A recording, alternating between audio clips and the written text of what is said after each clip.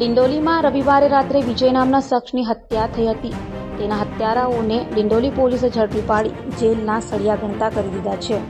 પરપ્રાંતિયોથી ખતબત્તા એવા લીંબાડ ડિંડોલી વિસ્તારમાં રોજ સવાર પડેને કોઈને કોઈ હત્યા કે પછી હત્યાની કોશિશના બનાવ બને છે. ત્યારે ડિંડોલીના નવા ગામ ગાયત્રીનગર પાસે વિજય નામના ઈસમની સરાઝાર ચપ્પુના ઘા મારી હત્યા કરાઈ હતી. અગાઉ કૈલાશ ઉર્ફે કાલુની હત્યામાં વિજય સંડોવાલ હતો અને હત્યારા સોનુ ઉર્ફે બંટી, રવિન્દ્ર કોળી તેમજ બે કિશોરને ઝડપી પાડ્યા છે. હત્યા વાહન નજીકમાંથી હંકારી કટ મારતા થયેલ બોલાચાલીમાં કરી હોવાની કબૂલાત કરી છે.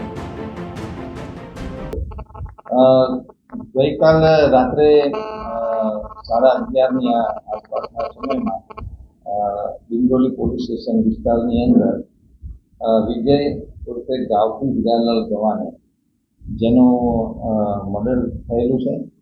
આ ગુનામાં કામે સોનુ ઉર્ફે બંટી જે મુખ્ય આરોપી છે અને તેની સાથે કાયદાના સંઘર્ષમાં રહેલા બે બાળકો એ પણ આની સાથે સામ્રતા ત્રણની અત્યારે પોલીસે અટક કરેલી છે અને કાયદેસરની કાર્યવાહી ચાલુ છે.